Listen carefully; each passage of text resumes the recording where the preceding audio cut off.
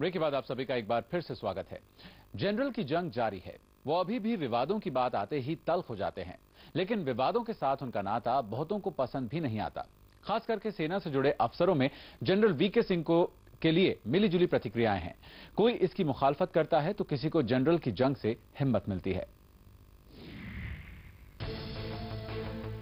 करीब 2.5 साल पहले general VK Singh Indian army के 26वें प्रमुख बने थे और अब 27वें प्रमुख के तौर पर विक्रम सिंह सेना की कमान संभालेंगे।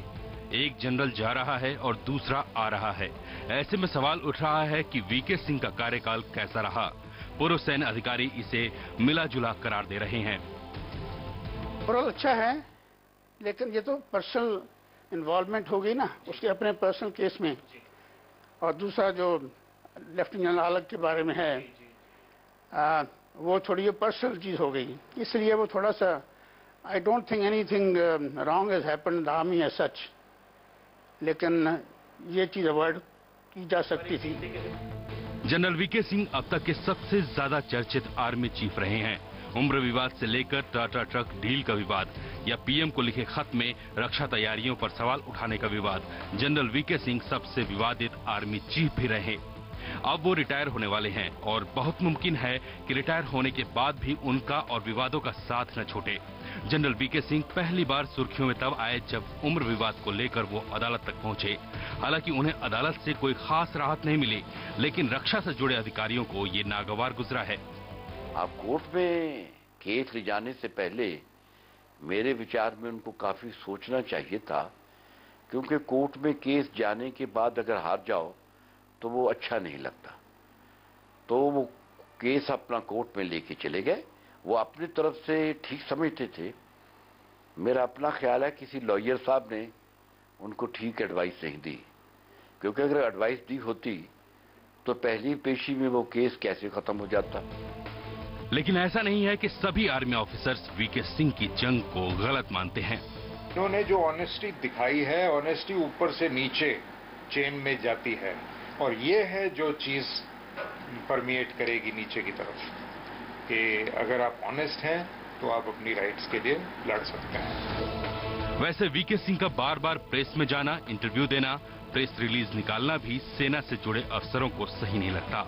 लेकिन इन सब के बिना परवाह किए जनरल वीके सिंह ने अपनी जंग जारी रखी और अपनी आखिरी प्रेस वार्ता में भी उन्होंने साफ कर दिया कि वो अपनी शर्तों पर जिंदगी को जीते रहेंगे और अपनी जंग लड़ते रहेंगे।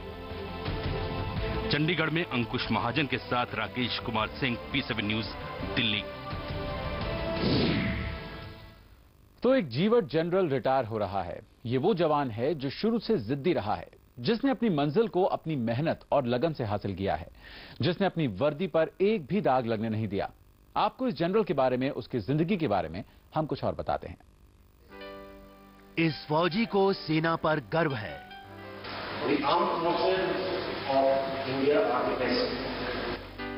इस फौजी के लिए देश सबसे पहले है। जनरल वीके सिंह शायद यही बताने की कोशिश कर रहे हैं कि देश के लिए सेना क्या है और सेना के लिए देश क्या। लेकिन इस शख्स के लिए सेना क्या थी, ये शायद बताने की जरूरत नहीं। बीते कुछ महीनों से ये फौजी विवादों में था। इतने विवादों में इससे पहले ना कोई जनरल रहा था और ना भविष्य में ऐसा होने की संभावना है।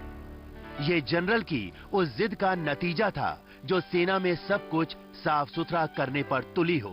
वीके सिंह सेना में यूं ही नहीं आ गए, बल्कि उनके खानदान में सेना की एक लंबी परंपरा रही थी। उनके दादा ने दूसरे विश्व युद्ध में हिस्सा लिया था, तो पिता कर्नल के पद से रिटायर हुए। परिवार को सेना से लगाव था, सो विजय कुमार सिंह भी सेना में चले गए। विजय कुमार सिंह के मन में देशभक्ति का जज्बा था। यही चीज उन्हें सेना में लाई। पिलानी के बिड़ला स्कूल की 9वीं कक्षा में पढ़ते हुए किशोर विजय ने एक कविता भी लिखी थी। नए नए काम करने के शौकीन विजय कुमार सिंह ने एक फिल्म में भी काम किया। 90 के दशक की चर्चित फिल्म प्रहार में ये फौजी के एक छोटे से रोल में दिखता है, जिसमें उनके कैरेक्टर का नाम भी वीके सिंह ही है। उस जगह की कुछ स्लाइड्स हमें मिली हैं। Colonel V.K. Singh will explain it to you. Film में कमांडो कार्रवाई के लिए जाने वाले जनरल सिंह देश के पहले ऐसे सेनाध्यक्ष रहे जो सेना में कमांडो भी रह चुके हैं। 14 जून 1970 को वो राजपूत रेजिमेंट का हिस्सा बने थे। सबसे छोटे अफसर के तौर पर साल 1971 के बांग्लादेश युद्ध में भी हिस्सा लिया। सेना में रहते हुए उन्होंने कई पदों पर काम किया, लेकिन जिस काम के लिए इस फौजी को अति विशिष्ट सेवा मेडल मिला, वही काम इस जवान को सबसे ज्यादा पसंद था, यानी आपातकालीन हालात का सामना करना। 62 साल के जनरल सिंह सेना में 42 साल तक योगदान देने के बाद रिटायर हो रहे हैं, लेकिन उनके निशाने पर रहने वाले लेफ्टिनेंट तेजिंदर सिंह भी उन्हें मुबारकबाद दे रहे हैं। All that I want to say is, I wish General V.K. Singh the very best in his retirement, and I wish him the peace in his retired life. जिस एनडीए से ट्रेनिंग लेकर वो देश की सीमाओं की रक्षा की कसम खाकर निकले थे, वैसी ही एक पासिंग आउट परेड में वो सेनाध्यक्ष की हैसियत से पहुंचे, जो सेना में शायद उनका आखिरी प्रमुख काम था। एनडीए के कैडेट विजय कुमार सिंह का जनरल विजय कुमार सिंह तक का सफर तरक्की का रहा, लेकिन जो चीज हमेशा इस शख्स के लिए नंबर 1 पर थी, वो था स्वाभिमान और ईमानदारी। अंकुश महाजन, P7 न्यूज, चंडीगढ़। तो इसी तरह की शख्सियत रही है जनरल वीके सिंह की, और अब वो रिटायर हो रहे हैं कई सवालों के साथ, लेकिन निश्चित तौर पर एक ऐसी शख्सियत के तौर पर जो आने वाले तमाम उनकी जो जूनियर्स हैं उनके लिए एक बड़ी प्रेरणा हमेशा बनी रहेगी। फिलहाल इस पेशकश में इतना ही। नमस्कार।